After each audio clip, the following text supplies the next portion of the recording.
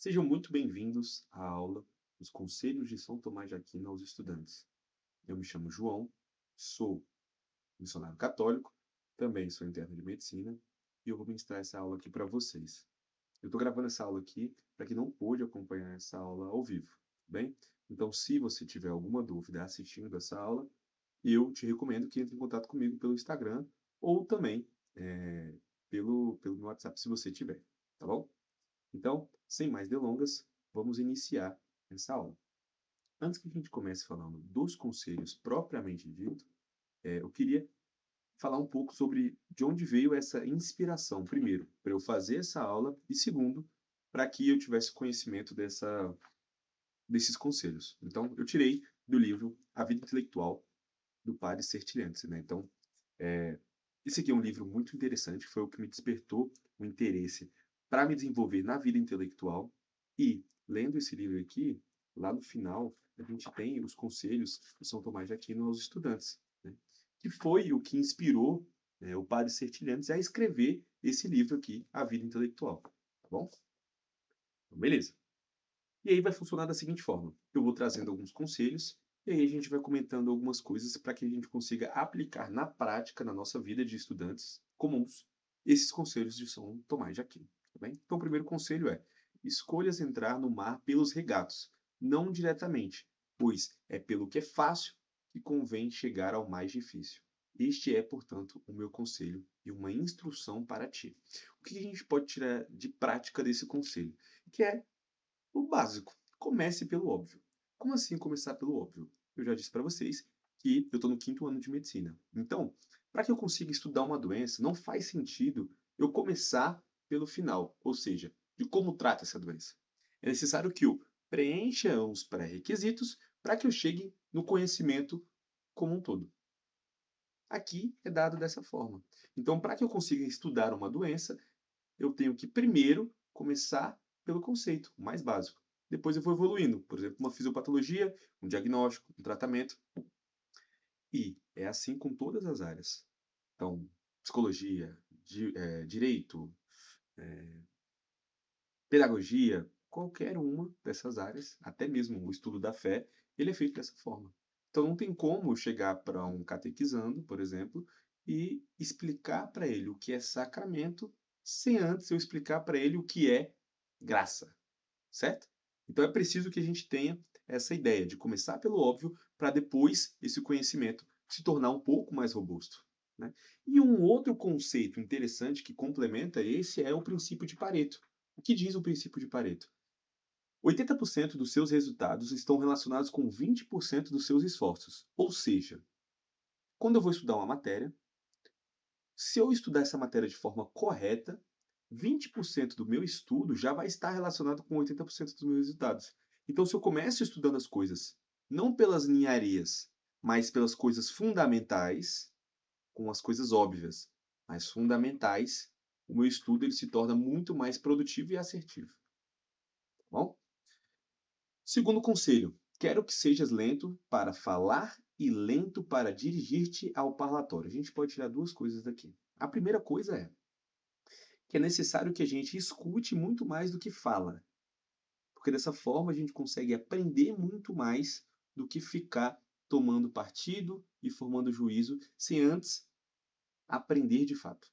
E a outra coisa é, ninguém aguenta discursos que sejam ruins, discursos que sejam chatos. Então eu trouxe para a gente conversar um pouquinho sobre Os Segredos das Apresentações Poderosas. É um livro desse senhor aqui, Roberto Chiniachik, muito interessante, que ele traz uma estrutura de discurso que a gente pode utilizar para melhorar as apresentações. E isso aqui a gente pode utilizar em todas as áreas da nossa vida. Então, seja nas áreas de estudo, seja nas áreas de apresentação, qualquer uma que seja ela, é muito necessário que a gente aprenda a se posicionar e se apresentar, a vender as nossas ideias. Então, ele traz 7 passos. Primeiro deles, você tem que identificar o problema. Depois, você vai identificar o público com esse problema. Eu estou tampando aqui o número 3, mas eu vou falar para vocês o que é. Depois você vai falar as causas desse problema. Quarto, você vai apresentar a solução. O quinto, método na prática. O sexto, motivação. que são os resultados, e o sétimo, conclusão. Para exemplificar isso, eu trouxe um exemplo. Vamos falar o seguinte. Vou falar de uma área que eu tenho um mínimo de conhecimento, né, para não passar vergonha. Imagine o seguinte: você sabia que muitos pacientes morreram e morrem ainda hoje pelo fato dos médicos não saberem entubar? Você sabia disso? E que a intubação, ela é um problema não só para os médicos, mas também para os estudantes de uma forma geral. E por que que os estudantes e os médicos sentem tanta dificuldade na hora de intubar um paciente? Geralmente é por falta de organização do que seguir. É falta de um passo a passo, do início ao fim, que os oriente a realizar esse procedimento. E é pensando nisso que hoje eu trago para vocês a solução. A sequência rápida de intubação, ela vai fazer com que você perca o seu medo de intubar um paciente e que você se torne muito capaz de salvar vidas. O que está dentro dessa sequência rápida de intubação? Como é que você aprende? São 7 passos simples que vão fazer com que você saia de um completo zero, de um completo medo, para a expertise nesse procedimento. O primeiro passo, preparação. O segundo passo, pré-oxigenação é muito necessário. O terceiro, pré-medicação. O quarto, você faz a paralisia com indução. O quinto, posicionamento. O sexto, tubo. E o sétimo, pós-tubo. Se você seguir passo a passo os 7 P's da intubação, a sequência rápida de intubação, eu te garanto que você vai ter muito mais sucesso no seu plantão. Vocês conseguiram observar que você pode nunca ter visto isso na sua vida, mas vocês conseguem observar que houve uma construção, que existe uma estrutura por trás dessa minha fala? E se você aplica isso na sua vida, os seus discursos eles se tornam muito mais efetivos e muito mais você se torna muito mais compreensível.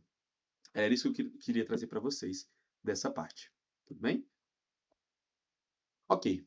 Próximo conselho. Guarda a pureza de consciência. Guarda a pureza de consciência. Mas para que a gente tenha pureza de consciência, é preciso primeiro que a gente tenha o autodomínio. E como é que a gente consegue esse autodomínio? Esse autodomínio, eu trouxe uma estrutura para a gente conseguir entender isso, de um livro chamado Autodomínio, Elogio à Temperança, do Padre Fausto. Como é que a gente consegue o autodomínio?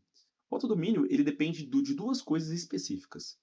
Primeiro, depende de nós e segundo, depende de Deus. Vamos começar pela parte mais difícil, que é a parte que depende de nós. Como é que a gente consegue esse autodomínio da nossa parte? Por meio das mortificações.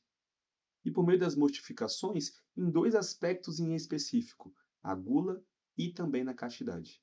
Na moderação com a comida e na pureza dos nossos olhares, na pureza das nossas ações. Tudo bem? E essas duas particularidades da mortificação, elas estão completamente relacionadas. Parece que não, mas estão. Quando eu sentia que eu estava pecando mais contra a castidade, o pecado da castidade, contra a castidade, não estava nascendo ali, nessa matéria propriamente dita, mas estava nascendo, por exemplo, da gula. Tempos atrás, de cometer o pecado contra a castidade, ou me desregulava na comida, por exemplo. Comece a observar. Uma coisa, ela, por consequência, leva a outra. E a parte de Deus? Como é que a gente consegue o autodomínio? Para exemplificar isso, o Padre Fausto traz no livro um exemplo interessante. Imagina que você quer fazer uma espada. Você pega uma barra de ferro frio e tenta dar martelada nessa espada, nessa barra, até que ela fique no formato de uma espada. Vai ser muito mais difícil, né? Então, o que que o ferreiro ele faz? Ele esquenta. Ele esquentando esse material, o ferro, faz com que aquele material se torne mais maleável, e aí, a partir daquele momento, você consegue moldar de forma mais fácil. Da mesma forma, Deus. Ele molda os nossos pensamentos, ele molda a nossa consciência, as nossas ações, por meio da sua fornalha. A fornalha de Deus se dá por meio dos sacramentos. E para nós, católicos, principalmente pelo sacramento da comunhão e da confissão. Quanto mais próximos do sacramento da confissão e da comunhão, mais nos tornamos quentes. E quentes somos capazes de nos tornarmos mais semelhantes a Deus. Bom? Então é dessa forma. Ok. Quarto conselho. Nunca deixe de dedicar-te à oração. Isso aqui é fundamental, né? E complementa muito o que a gente vinha falando no último conselho. É interessante nesse conselho falar o seguinte: a nossa vida de oração, ela deve ser equilibrada. Como assim equilibrada? Devemos rezar todos os dias, mas não em um horário somente. É necessário que a gente divida essa oração em várias partes ao longo do dia. E dividir a oração ao longo do dia foi denominado por São José Maria Escrivá como plano de vida. Eu retirei o plano de vida da Opus Dei, que é uma prelazia, né, da Igreja Católica, desse livro, Trabalho Ordinário, Graça Extraordinária. É a rotina do autor Scott Hahn, ou melhor dizendo, é a jornada espiritual no Opus Dei do autor Scott Hahn. Lá dentro ele traz o seguinte plano de vida dos membros da Opus Dei. Eles têm que seguir uma série de orações ao longo do dia, pulverizando as orações ao longo do dia, de modo com que eles se recordem de Deus ao longo do dia inteiro, e não somente em um horário. Como é que é o dia deles? Eles oferecem a Deus o seu dia, depois eles fazem uma pequena oração mental, eles vão à missa, depois eles rezam um ângelo, fazem a leitura do Evangelho, algumas pequenas mortificações ao longo do dia, visitam o sacrário, fazem uma oração do Opus Dei à noite, fazem o exame de consciência, rezam 3 Ave-Marias e perseguinam-se com água benta antes de dormir. Vocês conseguem observar que não são grandes momentos de oração, mas são pequenos momentos de oração o dia inteiro. Nós, membros do Campus Fidei, também temos as nossas orações ao longo do dia. As orações que devemos fazer de manhã, as orações no almoço, as orações antes de trabalhar e as orações também à noite. Mas você deve estar pensando assim, mas isso é muito, isso é muito, eu ainda não tenho uma vida de oração muito complexa, o que eu devo fazer? Primeiro, buscar um diretor espiritual que vai poder te aconselhar muito melhor do que eu. Isso é fato. Mas, contudo, todavia, entretanto, você pode começar com coisas simples, como acordar e dormir no mesmo horário e ter momentos específicos para rezar. Mesmo que sejam pequenas orações, mas se você tiver esses pequenos momentos específicos para rezar, já vai melhorar e muito o seu plano de vida. Depois você vai incrementando conforme você for melhorando no hábito da oração. Tá bom? Quinto, frequenta com amor a tua cela, se queres ser introduzido na adega dos vinhos. O que quer dizer isso? Isso quer dizer que atualmente você pode estar passando por um momento em que você deseja algo que não possui. Por exemplo, você ainda não passou no vestibular, ou você ainda não passou no concurso que você deseja, mas é necessário que, se você quer ter essa alegria grande futuramente, é necessário que você abrace a sua condição atual. Para exemplificar isso, eu trago o meu exemplo, né? Eu passei 4 anos no cursinho e a única coisa que eu podia fazer nesse momento era abraçar a minha cela. Então, no meu caso, era a baia. Então, não tinha o que fazer. Então, eu tinha que fazer aquilo. Tinha que fazer aquilo. Eu tinha que me dedicar todo o tempo que eu tinha para que eu pudesse ser aprovado futuramente. E aí, né, deu certo, né, aparentemente, né, passei e aí vivo hoje um sonho em que foi conquistado aos poucos lá atrás, certo? E aí, eu trago uma frase aqui que eu não sei de quem é, mas meu sogro costuma falar bastante. O importante não é fazer do que gosta, mas buscar gostar do que faz. Então, independente da situação em que você se encontra agora, busque gostar do que faz. Busque encontrar momentos de alegria e felicidade, por mais difícil que o momento possa parecer. Isso vai fazer com que a sua vida seja muito mais leve. Sexto, mostra-te amável com todos. Isso é necessário. Eu busco fazer isso, principalmente ali na faculdade, né?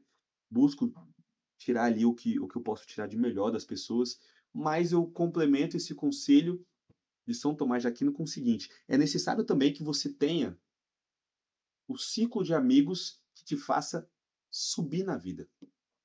Como assim? Esse aqui é meu círculo de amigos, falta um aí, né? Um amigo meu que não pôde ir nesse dia, ele faltou as fotos, por isso que ele não tá aí.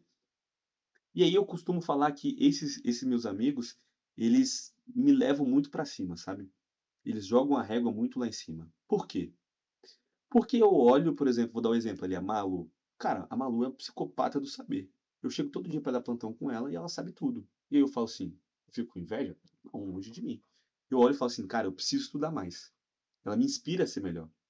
O Joãozinho, um outro exemplo. O Joãozinho, ele faz faculdade, ao mesmo tempo que ele faz faculdade, ele tem uma empresa de caminhão, de transporte. Ele toca, ele liga, ele. Cara, ele se vira.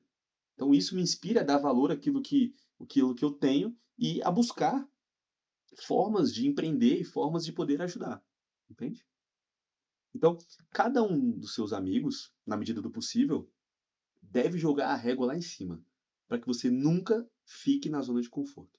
Porque é muito fácil, né, você ter um ciclo de amigos em que a média é muito baixa, né? O correto é que um inspire o outro a ser melhor. Um inspire o outro a ser melhor. E que você se cerque de pessoas que te inspiram a ser melhor. E isso também no seu Instagram, nas suas redes sociais. É bom que você siga pessoas que te levam para cima, né? Que te levem para cima. Sétimo, não te preocupe com as ações dos outros. E aí eu olhava para o meu redor, né, enquanto eu estive no cursinho, e eu olhava todo mundo, né, falei assim, cara, todo mundo passa, todo mundo está seguindo a vida, né, e você começa a se comparar de uma forma ruim, né, e isso é muito ruim.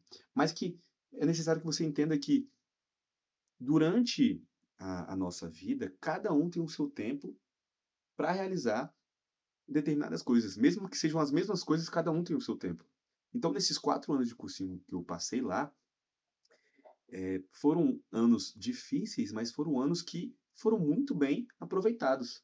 Por mais que eu não tenha passado, eu me desenvolvi em outras áreas que fizessem com que hoje eu colha os frutos de um amadurecimento espiritual, de um amadurecimento mental. Então, nessas áreas, eu colhi frutos não me comparando às outras pessoas, não me comparando com o sucesso material das outras pessoas. E é necessário que você faça esse exame de consciência para que você entenda que todo mundo tem o seu tempo. Número 8. Não seja familiar demais com ninguém, pois o excesso de familiaridade engendra o desprezo e dá ocasião para afastar-se do estudo. O que ele quer dizer com isso aqui? Que quando você faz uma proximidade muito grande ali com um círculo de amizades ali, é possível que o estudo comece a ficar de lado. Ah, vou estudar em grupo. Dificilmente vai dar certo. Dificilmente vai dar certo. Existem momentos e momentos, mas todo dia estudando em grupo, geralmente o estudo não rende tanto. Agora, se você tem uma amizade que vocês estão juntos ali, fala, vamos estudar, cada um pro seu canto. Beleza, tudo bem. E isso, a régua disso, é você que vai dizer. Não tem como eu criar um limite aqui para suas amizades. É você que vai dizer e é você que vai observar esses conselhos e ver o que se aplica e o que não se aplica à sua realidade. Aqui temos um exemplo, né, aqui a resenha comendo solta, todo dia lá no cursinho. Aí demorou 4 anos, não sabe por quê, né? Brincadeira, eu estudava bastante também. 9. Evita, sobretudo, os passeios inúteis. Então, na faculdade é um clássico, né? A faculdade é um clássico. Você vai lá, né? Ah, tô aqui na aula, vou sair pra dar uma esparecida na aula, vou lá jogar sinuca. Não faz sentido. Não faz sentido, tá até aqui, né? O foto na sinuca. Toda faculdade tem uma sinuca perto. Pelo amor de Deus, gente. Se você quer, de fato, tirar o melhor proveito daquilo, existem momentos e momentos. Existem momentos e momentos. Não vamos confundir o momento de lazer com o momento de estudo, né? Por favor. 10º conselho: não deixe de imitar a conduta dos santos e dos homens de bem. Isso aqui é fundamental para a nossa vida como católicos, vida como cristãos. A gente olhar para as pessoas que desenvolveram virtudes ao ponto de serem santas. e imitá-las à medida do possível. E aqui um conselho que eu dou é: encontre o seu santo de devoção. Encontre o seu santo de devoção. Se eu te contar aqui a história, por exemplo, de São José Maria Escrivá, o que toca na minha história, que faça com que eu me identifique com ele, pode ser que não faça você se identificar. É por isso que você precisa conhecer a história dos santos para que você tenha o seu santo de devoção. Pode ser um São João Paulo II, uma Santa Teresa de Calcutá, ou também santos que são mais novos, Carla Cutis, ou Marcelo Câmara, que ainda é beato, processo de beatificação, são pessoas mais próximas do nosso cotidiano, que são pessoas mais jovens, que possivelmente podem te inspirar a ser uma pessoa mais virtuosa, mas sem nos esquecermos que o maior exemplo de virtudes e santidade que devemos imitar é o próprio Senhor Jesus Cristo, certo? Pois bem, não consideres de quem ouves as coisas, mas tudo o que se disser de bom, confio à tua memória. Isso aqui é interessante para a gente levar para a vida, né?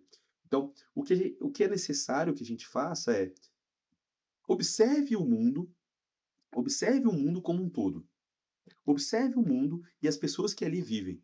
Cara, o que que eu posso tirar de proveito? O que que eu posso tirar de bom de cada uma dessas pessoas? Então, todo mundo tem alguma coisa que pode servir para que eu faça e tire o melhor proveito daquilo. Que eu me torne mais virtuoso a partir daquela pessoa. Sempre existe, sempre existe. E um exemplo fácil da gente observar isso são das pessoas comuns. Comuns assim, né? São das pessoas que são, por exemplo, atletas. Atletas de alto rendimento. Cara, será que eu não consigo aprender alguma coisa de virtude com Cristiano Ronaldo, com Kobe Bryant, com Anderson Silva, com Chris Bumstead, Bolt? O que que eu posso tirar de bom, de proveito dessas pessoas? Mesmo que não sejam católicas, mesmo que não sejam cristãs, o que que essas pessoas têm de virtude que podem fazer com que eu seja uma pessoa melhor? Décimo segundo conselho. Tudo o que leres e ouvires, põe em prática para o compreenderes. Então, não adianta a gente ficar sempre colocando as coisas na memória de forma teórica. É necessário que, em certo grau, a gente nós consigamos colocar aquilo em prática. E aí tem um exemplo claro para vocês que eu vou dar, que eu estava estudando na época que eu estava passando em gineco, eu estava estudando como fazer entre aspas, parto de placenta, né? Que a gente chama de dequitação de placenta. Que sai a criança, no parto, aí depois tem que tirar a placenta, né? E aí eu estudando a teoria daquilo, nossa, difícil, não entrava na minha cabeça, e pro interno sobra esse tipo de coisa, né? Então a gente não vai fazer o parto da criança normalmente. Às vezes faz, alguns, mas o que mais pode fazer é nessa parte, né? E aí eu estudei a teoria e tal, e ainda parecia um pouco nebuloso, e aí surgiu a oportunidade. Ah, você quer fazer? Quero. Sem segurança, com o conhecimento teórico um pouco nebuloso, mas quando eu fui fazendo ali, aquilo ali se tornou um procedimento, né? Então, tornou-se procedimental. Eu fiz, eu toquei, e aí as coisas começam a ficar claras. E aí o conhecimento começa a tomar forma. Então, sempre que for possível, coloque o conhecimento na prática. Coloque o conhecimento na prática, aperte botões, toque. Faça de forma prática.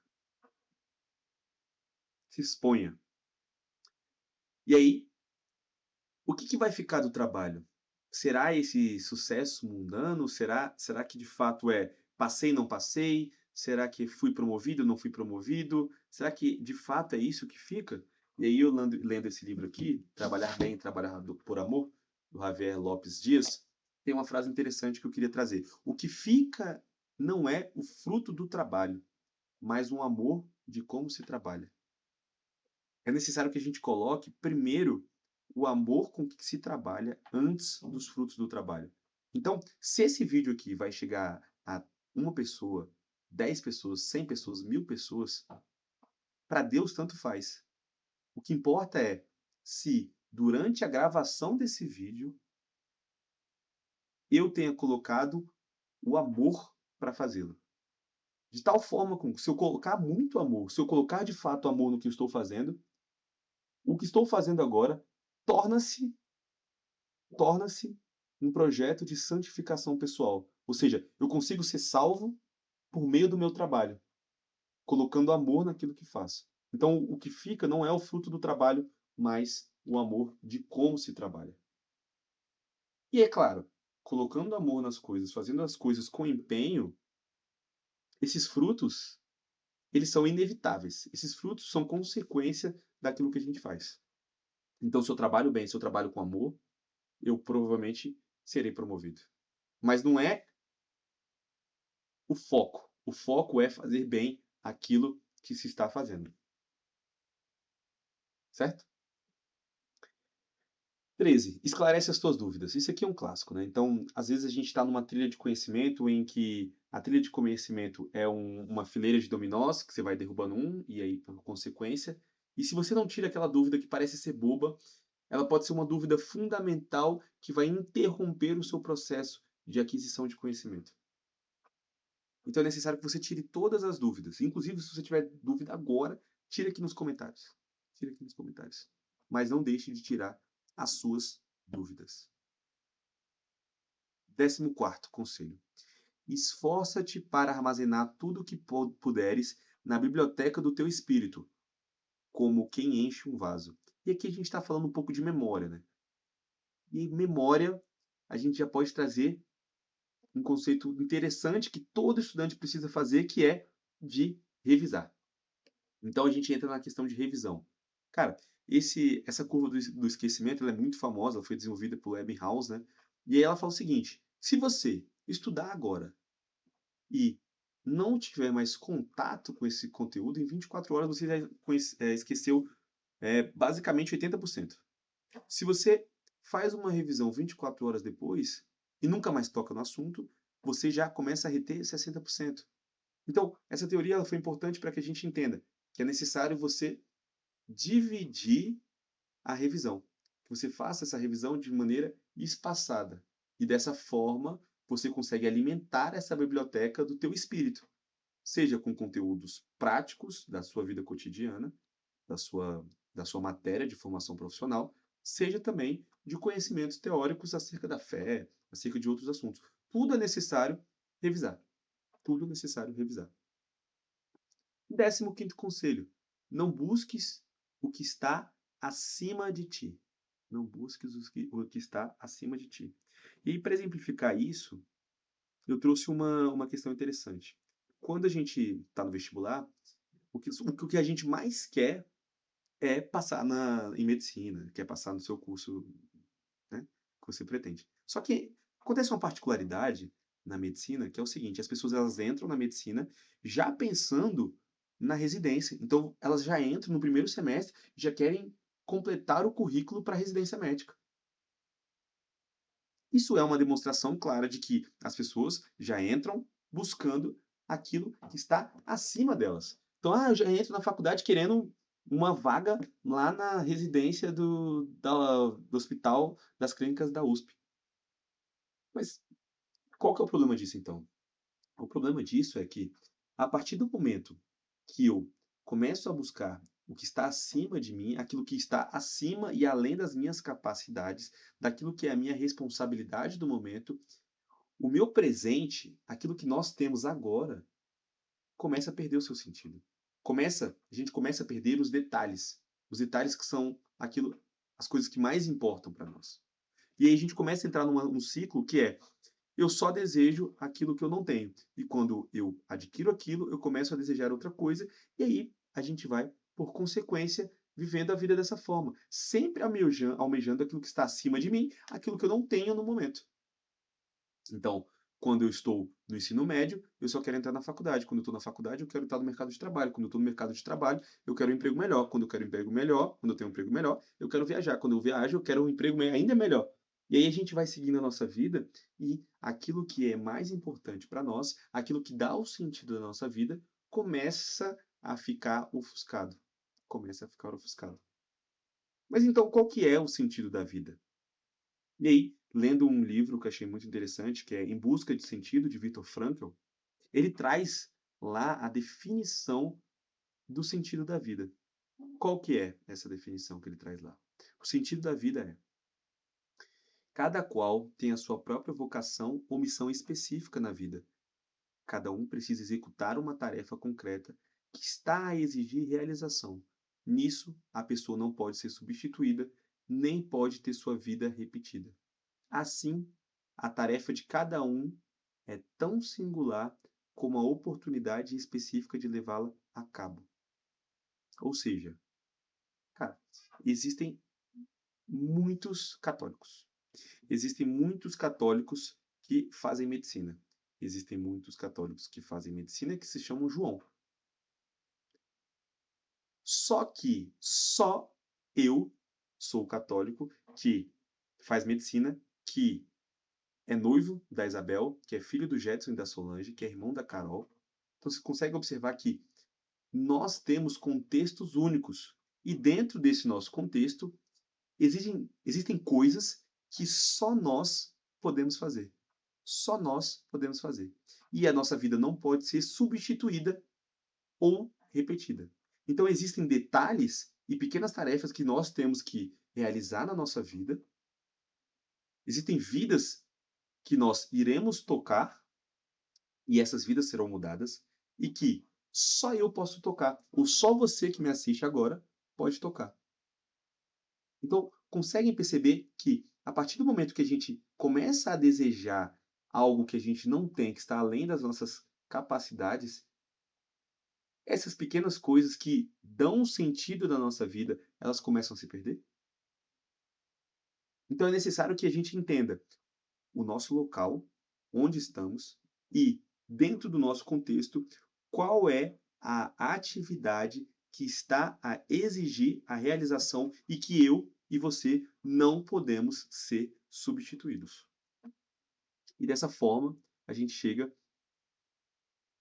no final da aula, em que você se pergunta, cara, de onde surgiu essa aula? Essa aula é uma aula solta? De onde ele tirou isso? De onde ele tirou isso?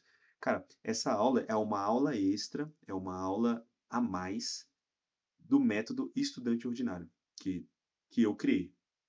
Eu entrei na faculdade e observava exatamente essas questões, em que as pessoas elas entravam na faculdade e depois que entravam na faculdade, elas só queriam sair da faculdade. E por consequência, elas não aproveitavam nada daquilo que a faculdade proporciona, de modo acadêmico, de modo de relação de pessoas, de modo de santificação pessoal. Então eu desenvolvi esse método, que é o método estudante ordinário, em que a gente passa por 3 passos, 3 grandes módulos que envolvem meditação, organização e execução, para dar sentido e para dar uma estrutura para essa vida de estudos. O que a gente vê em meditação? A gente vê o seguinte: a gente começa falando de propósitos, depois que a gente entende o nosso propósito, o motivo pelo qual Deus nos criou e nos colocou dentro desse contexto em que estamos, nós vamos falar sobre o sentido do estudo. Por que a gente estuda? Por que a gente trabalha?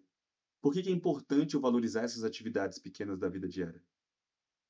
E depois que a gente entende tudo isso, a gente fala, cara, preciso desenvolver virtudes. Quais são as virtudes que eu preciso desenvolver como estudante, como pessoa, como ser humano? E aí a gente é capaz de chegar em hábitos. Como é que eu consigo construir hábitos que me levem a virtudes? Como é que eu consigo ser produtivo no meu dia a dia? E mais, como é que eu consigo me organizar? Organizar a minha vida dentro de um contexto de estudo, dentro de um contexto de vida pessoal, dentro de um contexto de vida religiosa. E aí depois a gente chega no modo de execução. Tá, beleza, e como é que eu estudo? Quais são as técnicas e os métodos eficientes para estudar, segundo a ciência? Depois que a gente deu sentido a tudo isso, a gente chega nos estudos e a gente fala também sobre revisão. Porque você estudar e não revisar, é melhor você nem estudar. Porque tudo vai se perder. E por último, a gente chega naquilo que eu de fato uso no meu dia a dia. Quais são as técnicas, quais são os materiais, quais são as ferramentas que eu uso. Aí a gente chega lá. E aí, tem também lá dentro dessa plataforma essas aulas extras, né? Então, vai ter uma sobre memória, uma sobre Champion Mentality, quais são é, como é que funciona a mente de um campeão, né? Quais são os atletas que a gente pode tirar ali grandes lições. Temos uma só sobre a vida intelectual e temos uma sobre a vida interior, como é que a gente desenvolve uma vida interior, né. Então essas aulas, elas podem ser ministradas por mim ou também por convidados, né, para que não fique somente eu falando. E aí, né, qual que é o investimento de tudo isso, né? O investimento é de 27, e 11 por mês, né, dividido em até 12 vezes, ou R$ 270 à vista. Então você vai ter o curso completo, um ano, resumo das aulas, um Notion personalizado para que você consiga aplicar tudo isso, 6 aulas extras e acesso à comunidade no WhatsApp, tá? Se você chegou até aqui, você também ganha um bônus que é, uma mentoria individual comigo para que a gente consiga analisar quais são os problemas que você tem, principalmente relativos à organização, desenvolvimento de uma vida, eh eh, um plano de vida, quais são os métodos de estudo que você utiliza. Eu te ajudo também a montar essa grade de estudos. Então, se você chegou até aqui, você ganha também eh, esse bônus, certo? E, no mais, eu agradeço muito, né, a presença de todos vocês. O link para esse curso está aqui embaixo. Se não tiver aqui embaixo, está lá no meu Instagram também, @estudanteordinário. E se você tiver qualquer dúvida, pode tirar comigo, tá bom? Pode deixar aqui ou também pode, mandar lá no meu Instagram, tá bom? No mais, agradeço a presença de vocês e até uma próxima ocasião.